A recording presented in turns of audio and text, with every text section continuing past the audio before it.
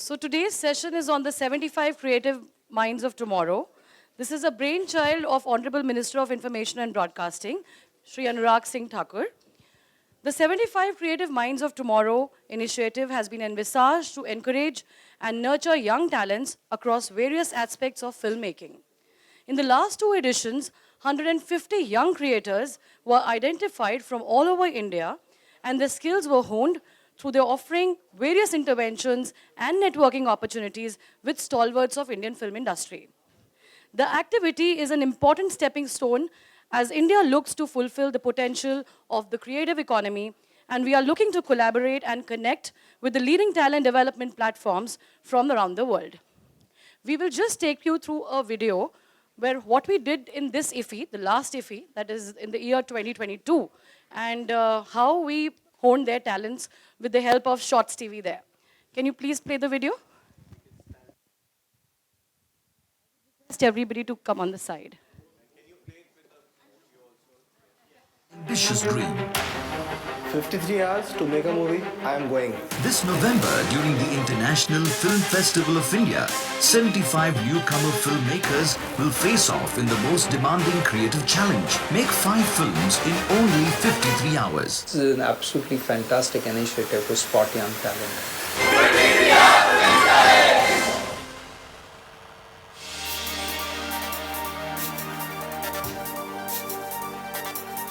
जिनको देश भर के 1000 से ज़्यादा एप्लीकेशंस के बीच में से चुना गया है, उनकी प्रतिभा के लिए वो क्रिएटिव माइंड्स जो आज तो चुने गए हैं इस प्रोग्राम के लिए 75 क्रिएटिव माइंड्स ऑफ टुमारो, लेकिन एक बात का मैं विश्वास दिला सकता हूँ, वो रुकने वाले नहीं हैं, वो बहुत बड़ा मुकाम हासिल करने वाले। मैं अपनी ओर से सबको बहुत बहुत बधाई। We're going to send you off in 53 hours to make those 5 short films, and the 5 short films we believe will be really great calling cards for each of you as you go forward into this career that you decided to embark upon.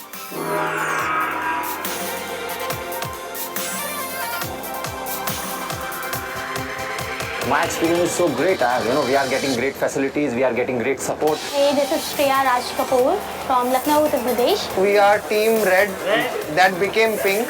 I think India at 100 would be that. Girls standing up for what they want.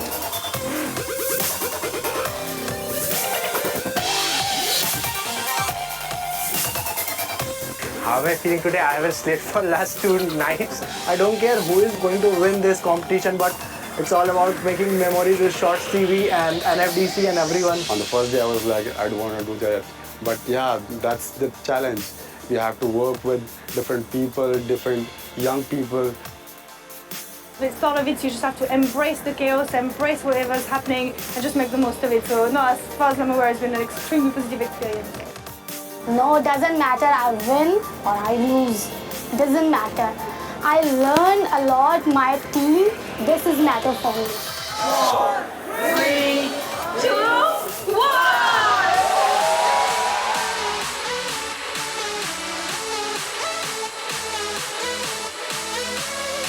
And we have to win the trophy. Congratulations. Team Purple! 53 hours challenge. It's very tough for me, tough for us. I was an assistant director of this film and I learned how to work in pressure, and after finishing the challenge, how it feels. Oh my God. Thanks Shots TV capturing me, capturing us, my team, and giving me this platform. Because I'm from very small city, very small family background. So this is for me is a big opportunity. Thanks to IFI Goa, and firstly thanks to my family. It still feels like a dream that I got to be part of something that big. After winning the competition, I have got so much exposure and recognition in media. And I am thankful to NFDC, MIB India and Shots TV for this great initiative. It was just amazing. I think I needed that for myself at that point in my life. I have this total lessons which I gathered from the 53 hours challenge. And this is why I want to thank 53 hour challenge, because it gives us real life challenge and real life experience.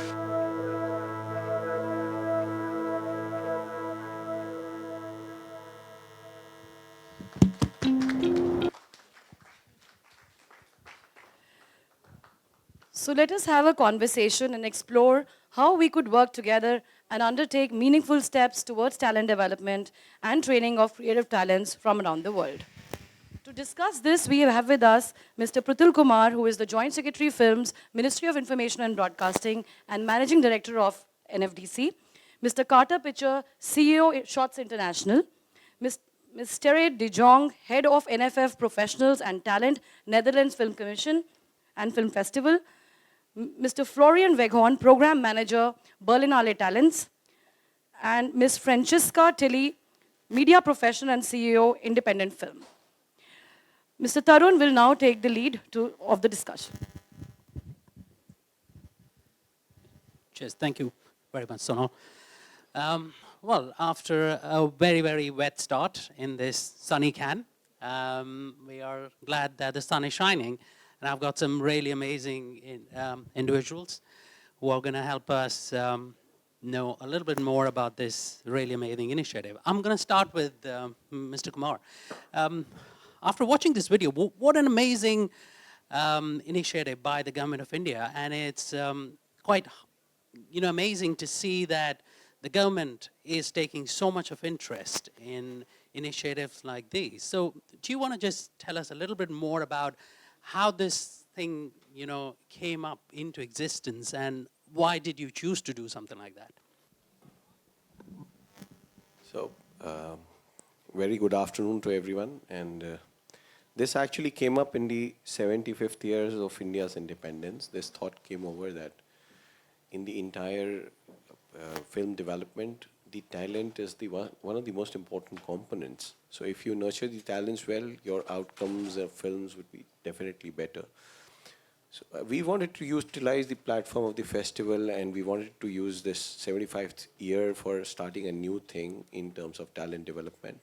So the first year we started all alone. I think the NFDC team did a fairly good job. We sort of, sought applications from all across the country, and we selected 75 creative minds. And we utilized this festival and the Film Bazaar platform to train them into various aspects of filmmaking, whichever they were pursuing.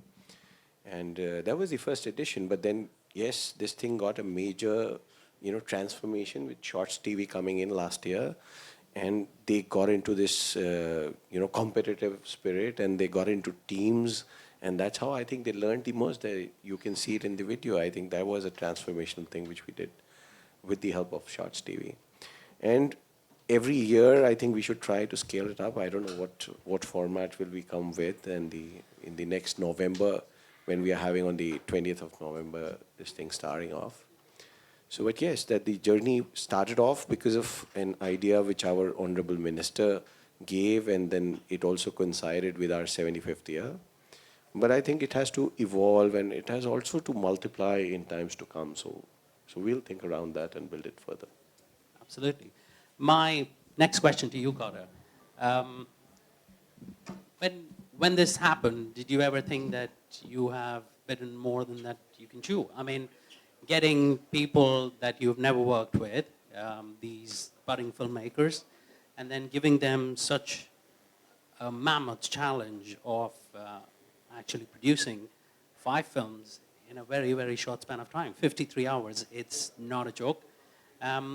What were your thoughts, and what was the whole plan? Well, I think there are a couple things that stood out. Berlinale and Netherlands Film Festival and several others have tried different types of projects like this. For us, it was the first time we'd done it at a leading film festival. Ifigoa is I would say Asia's biggest and probably most prestigious festival. It was more difficult, I think, than some of the other than some of the others have faced, because we had lots of members from all over India, and some of our contestants, which was one of the beauties of the festival, didn't all speak the same language. And so not only were we bringing together people who have never worked together, but we were bringing together people who spoke different languages, who had different creative experiences, different focuses, and as you can see, the results were just fabulous, because India is this amazing creative melting pot of different cultures, and I think bringing them together was a lot of the power of the project, but it was also a big challenge and one that we hadn't anticipated. Yeah, absolutely. I was there to witness all that, and there were a lot of roller coasters moments that we went through, which was really amazing. My question, I mean,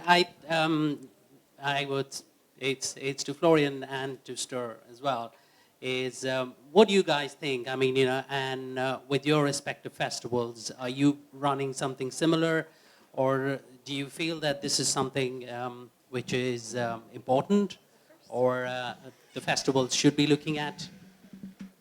Absolutely, a warm welcome and afternoon. Thank you for having me here. And it was actually very good to see it. So because I thought for everyone new here in the audience and for us, so we know how films are made. But to see how the people came together and how the spirit of that thing came through, even through a video, I can imagine it was way more fun when you were on the spot, is very important. And also the thing that probably touches most and connects most with what we want to achieve at Berlinale Talents. We don't do a challenge. We don't do films while they're there. It's a gathering of emerging film professionals, 200 from all over the world in Berlin every year. They apply for it. We can speak a bit further about that. But the way how they come together and the effect this has is very comparable to this. So they share not the same language. They share the passion for cinema. They share different kind of knowledges and exchange them over these 6 days in Berlin. And this creates enthusiasm. So like energy you need to move forward into your next own project, but also in the projects you do together, because you get to know each other better over this course of the week, or even in the long run in the alumni group when they keep together. And I think that's the crucial, let's say, the nucleus that is in both our initiative and also the initiative you have, that you think about a film as something which is people driven, so which comes with passion, but also with this idea of bringing people together, both professionally but also passionately.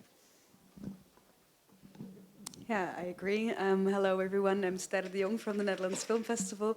I have to correct, however, I'm not part of the Netherlands Film Commission, although I would love to be, so this is my intern open application.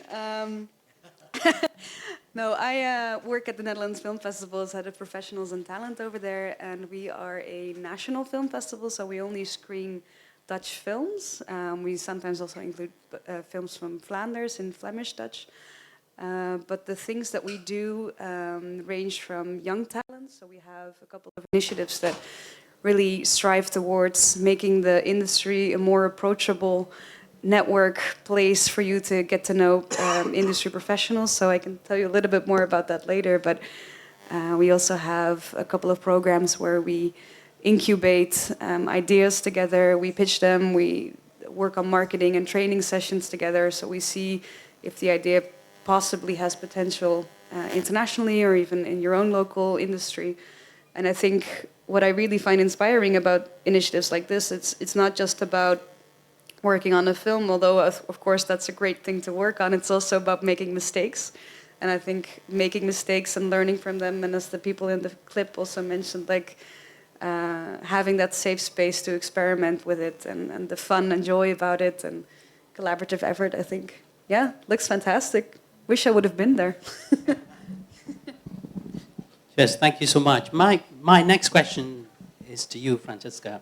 You run the Independent Film Trust, and yours is also a charity. But what do you think about initiatives like these? I mean, you work with filmmakers across the board, and do you think that such initiatives are going to help, and do they have future?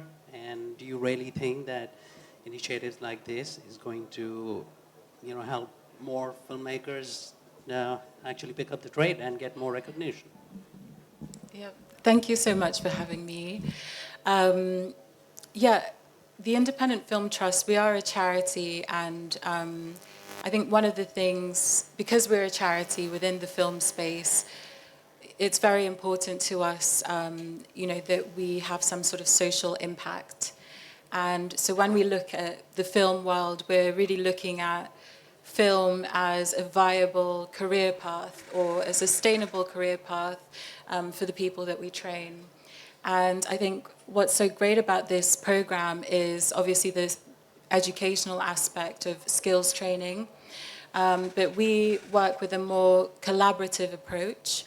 So after the education phase, the question is always what next?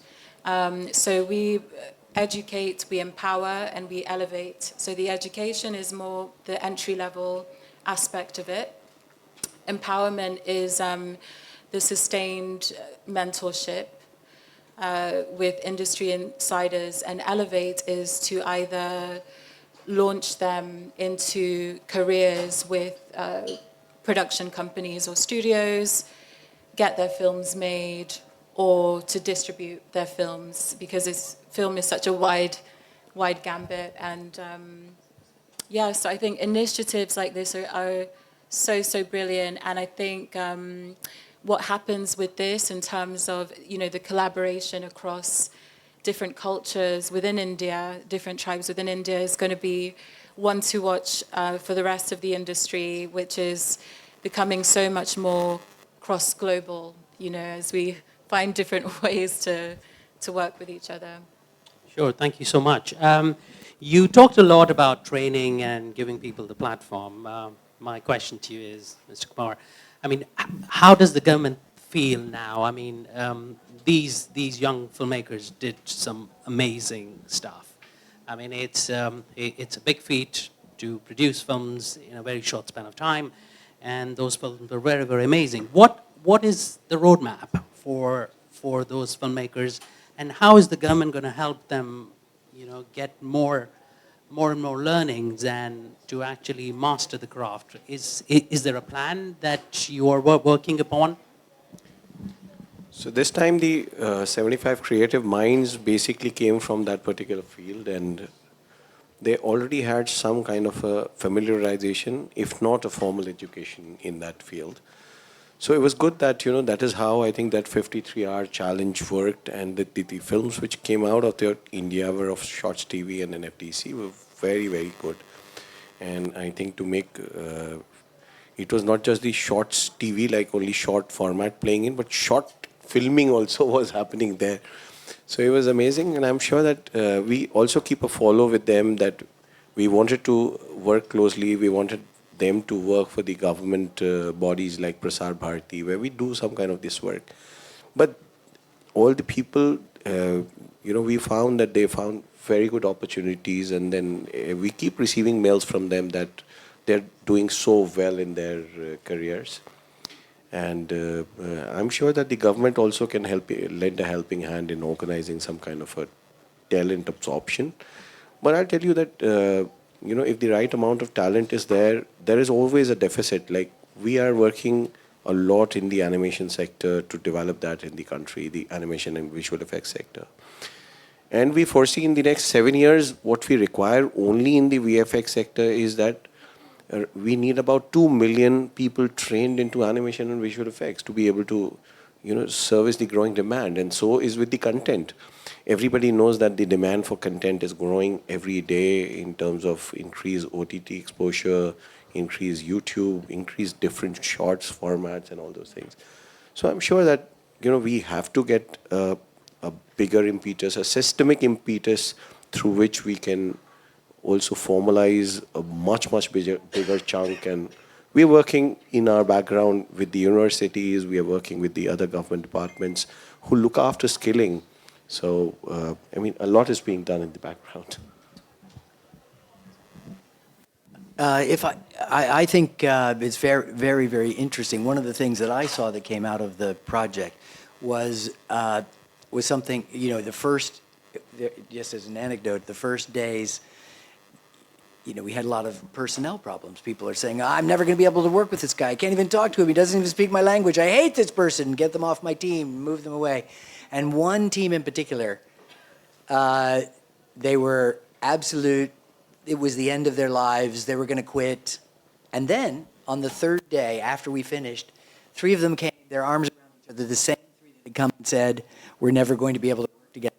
They said, we're forming our own company. We're going to work together forever. It's a great, and so the stress really created this kind of an environment where they formed real working partnerships. I just wonder how, like Berlinale, because we hadn't really thought about this, but how Berlinale, Netherlands Film Festival, how you create, I know you guys especially have created kind of a alumni group where people feel like they've been part of it before and come back together and are helping each other, even helping each other get jobs, which is a really great thing if you're freelancers. Absolutely, and I think this also echoes with me a lot. Also hearing that when we were introduced to the project, so we weren't only introduced into, let's say, the next 75, but also into the existing group of previous participants, which you can easily call alumni or just family or community or however you want to call it. And when Berlinale Talents was founded in 20 years ago, so in 2003. This idea wasn't, of course, present. So because in the beginning they just said, let's open the gates of the Berlinale and bring in, back then, 500 people per year. So quite a big group in the beginning, and allow them to take part in the festival and allow them, of course, to interact with each other. But very soon, when you invite 500 per year, and nowadays we do invite 200 and some more alumni from the rest of the festival, it piles up to a bigger group. So it piles up to a group of people who share something, which is either the individual experience they had together in Berlin in that particular year, or the sheer fact that they've been part of something together. And when I came, for example, when I came to Berlinale Talents in 2015, there were already these 5,000 alumni in that database. And at some point we realized, oh, this needs to become the second pillar of the whole initiative because of reasons that have been mentioned here already.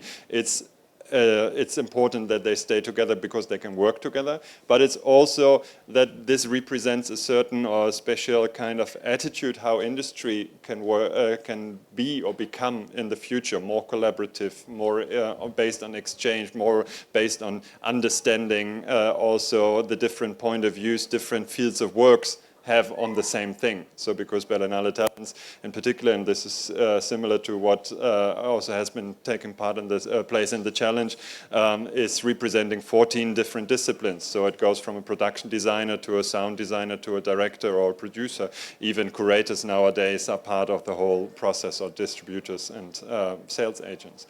And this community now has become a very interesting and very strong source also of knowledge, not necessarily only through the world and through the project they're working together, but also for us. So we bring them back as experts. We bring them back as potential partners when it comes up to project development. We have them on stage rather more than we have us there on stage. So because they've becoming the experts to share with the talents their knowledge they've gained in the last years. And this is like a self-sustaining system. So, for example, this afternoon here in Cannes, we are going to meet again with more than 100 of them in the German pavilion. So it's, and the only recommendation I can give is a good database. So because you really need to know where they are, and you need to allow them to reconnect. Yeah. Oh, there we go. Yeah, back again. I think for us, it's a bit different. Someone is getting a new microphone, I think. I'll just continue in the meantime. To give you an idea, the entire population of the Netherlands is around 17, 18 million. So it's a very small country. And that also means that our industry is even smaller. So in the Netherlands, it's a very informal industry. You get to know each other by first name basis very quickly. My name, Sterre, is, I think, not very well known in the industry, so people know me by my first name. That's how small our industry sense. And I think in terms of alumni groups, thank you. So what we do is we do not have a program such as Berlinale Talents, for instance. We do have a lot of programs where we host a lot of matchmaking sessions. I think it's just me, by the way, the sound and the mic. I think it just doesn't like me very much. So what we do is we have a lot of speed dates, we have a lot of matchmaking sessions, we have development labs, for instance. And what you see is if you are taking part in one of those programs, the group becomes very close. So you see people connecting with each other, you see composers that are being having curated meetings by us together with screenwriters or directors, and you see them working again year after year. So we do sort of take pride in setting up that initial connection, but we don't build an extensive database because the groups are so small, and also because I think our festival, in a sense, is also very much aiming towards providing that initial point of contact, and then it's up to you to do what you wish with it. So no database for us, unfortunately. Would love to. Luckily, yeah, maybe luckily, yeah, could be. But we do take pride in, like for instance, if we have someone that jumps off the radar in terms of being an up-and-coming filmmaker, we keep a close eye on them, of course, and you see them, like maybe in 2018, you see them in a speed date, just fresh out of film school. You see them coming back at a script lab somewhere. You see them coming back at our international co-production events. So you keep track of them a little bit, you take care of them, and you see them making use of the platforms and the formats that we have continuously. So they are putting themselves in a database and on a radar, I would say. Great, thank you so much. Mr. Kmauer, you actually touched upon India's creative economy, and especially the amount of activities happening at the grassroots level, and this was one of the initiatives. So what is the vision in terms of, is India opening its door, and then you're asking people to make films here and bring all the post-production to India? What's the plan? So, hello. Yeah. So what you're saying is correct. So, that is why we have one of the walls just telling you about incentives. Rest all we have only depicted what is happening around.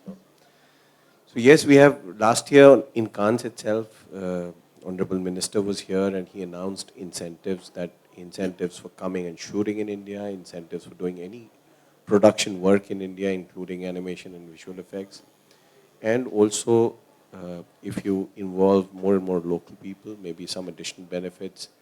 And apart from that, of course, whatever taxes are levied, they are credited back. And also the state governments, they have their own incentives. So you particularly choose to come to India and then to a particular state, that state's incentives also add on. So that is all there, but I can also assure you that the kind of work which gets done now in India is of A quality, but still the costs are much, much lower than anywhere else in the world. So that is what becomes a very, very important point for anybody to, think of India as an option for content development. So like we can give you an example, like even Maverick, Avatar, a lot of animation, maybe to the extent of 30 to 40%, has been done in the Indian studios, in Bangalore, in Bombay. But we also understand that there is a lot of demand, but we don't have so much talent to be able to, feed into that sector.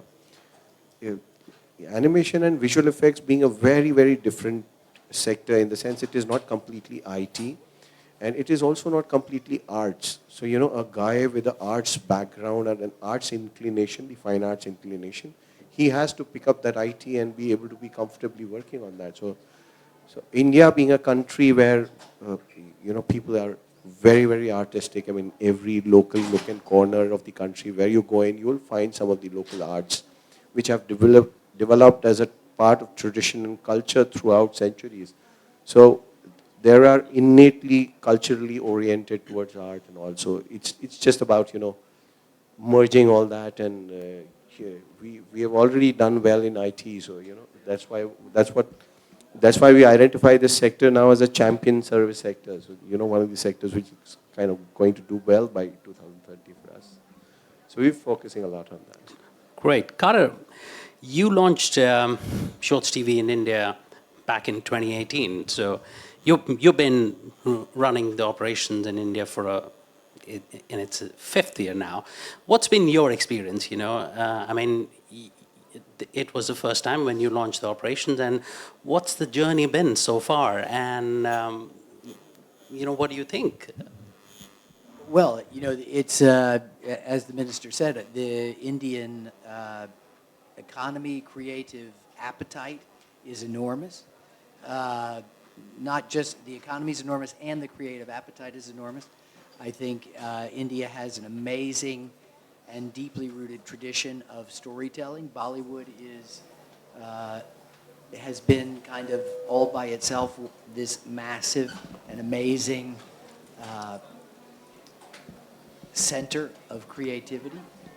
I'm a member of the Academy of Motion Pictures, so it's very interesting to see our winning song that I think if they revealed the votes, Natu would have won by an enormous amount. It was such an amazing and popular piece of creativity.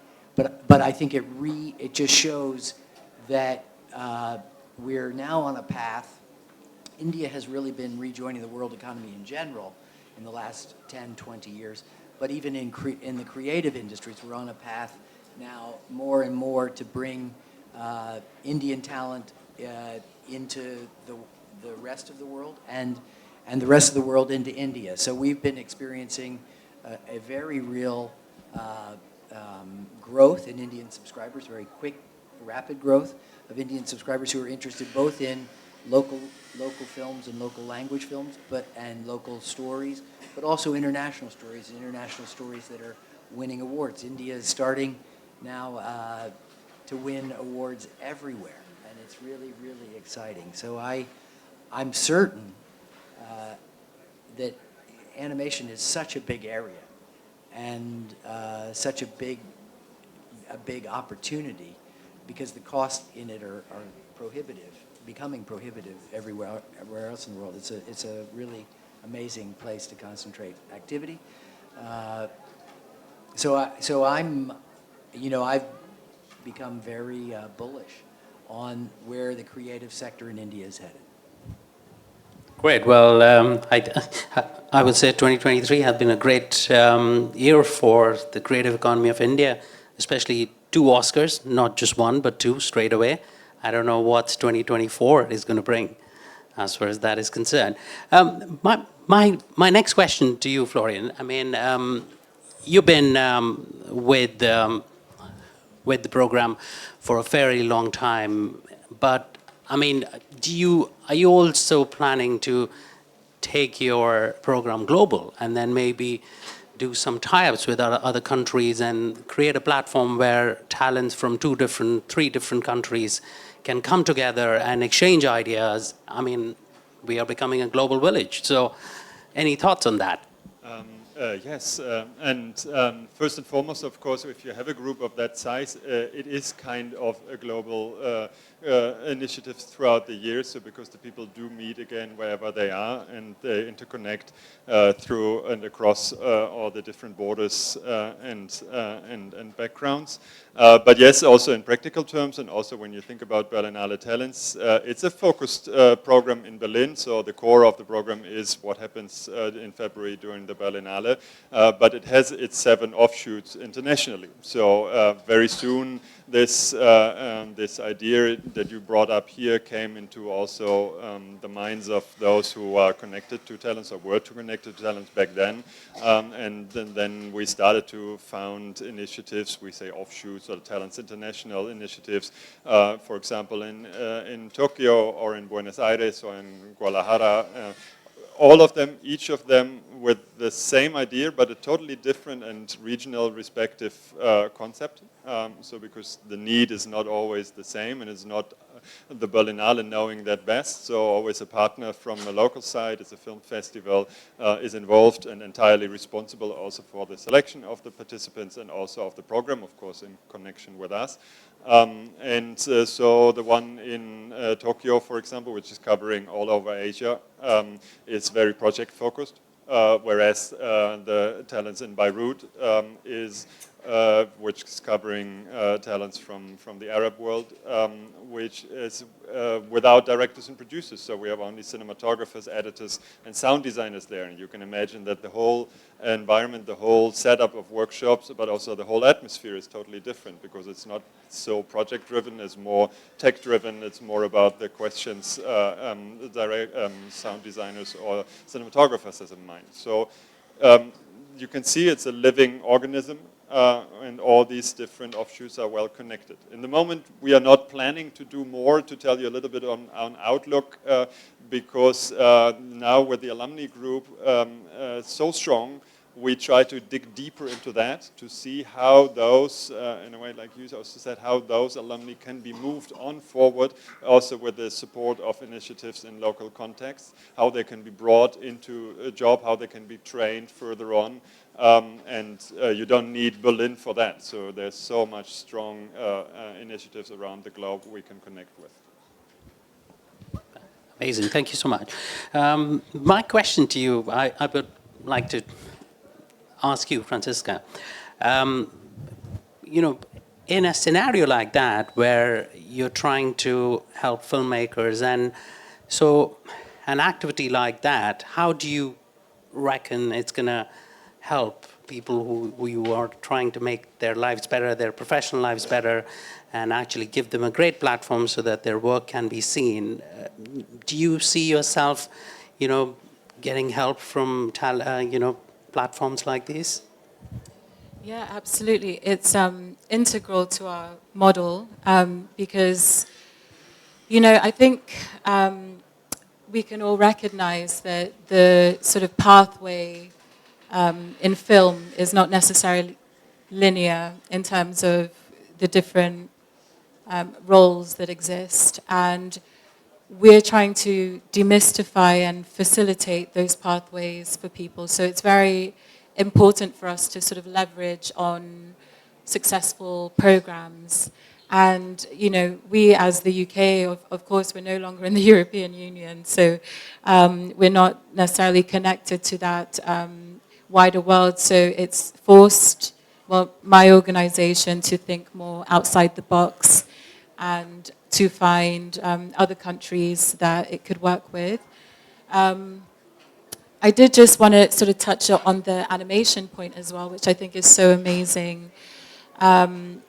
Because obviously film as a medium only exists because of technology, because of the advances in technology, which allowed us to capture moving images. And so what we do is we are going to be organizing our sort of inaugural summit that merges those two worlds of film and technology, because, you know, it's not just artists that make up this industry. As you were saying, you know, we need to have other skill sets and other input from people that are skilled in IT and animation, so on and so forth.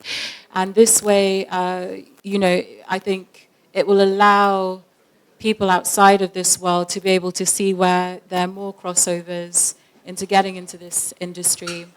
Yeah, and I just wanted to add, in the UK particularly, gaming is such a large, I think it's even larger than film.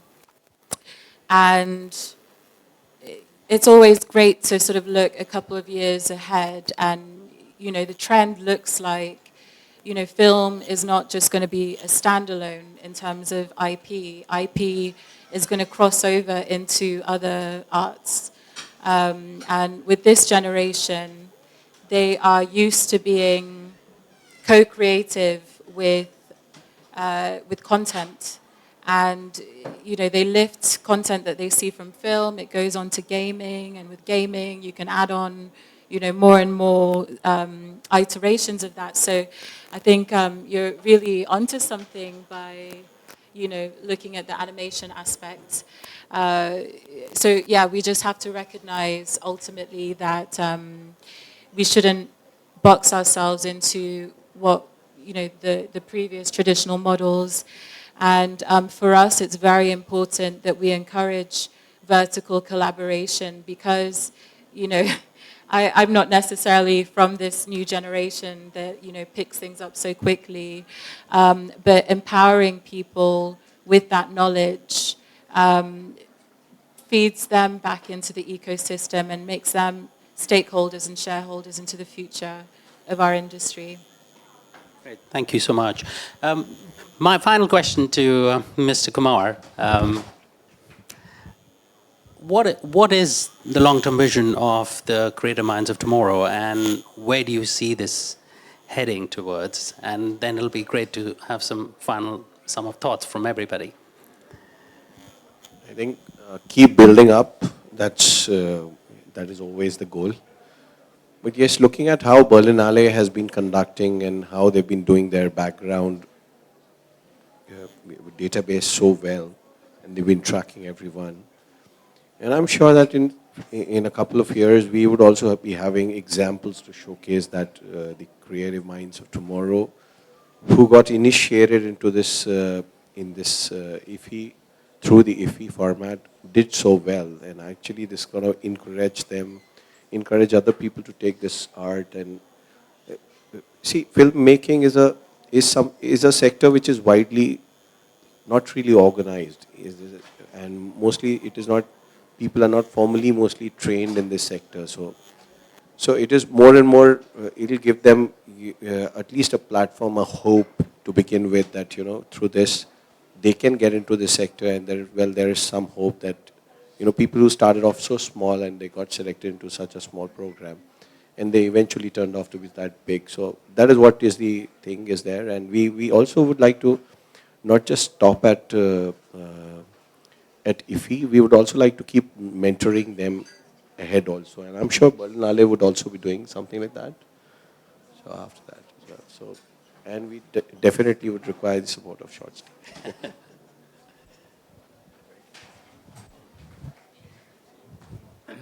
And you would like us just to also respond? Yes, please. Yes, please. I think it's a very exciting initiative.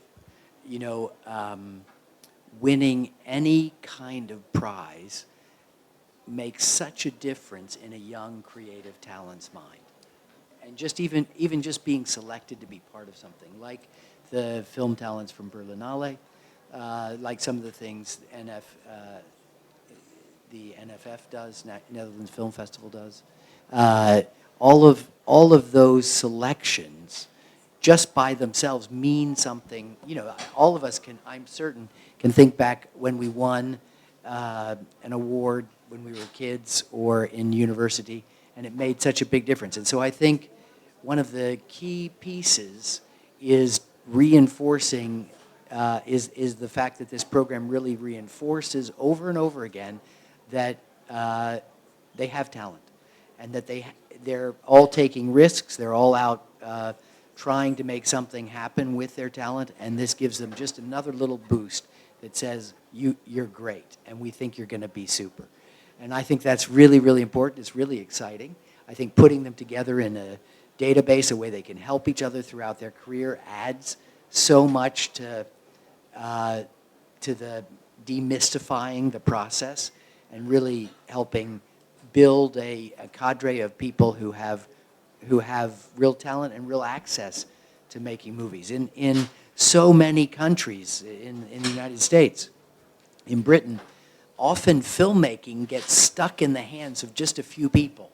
In the United States, they've come up with this new term called Nepo babies, where some big star's son is another big star, and their daughter is a filmmaker, and you feel like, well, how nobody else can break in, because Michael Douglas's 18 children are all going to be running Sony, and 3 of Harrison Ford's nephews are going to be running someplace else. And so this kind of pulling people in, giving them some credentials and a chance to go forward, I think breaks up the film industry, brings in new ideas and new talent. I think it's really fabulous.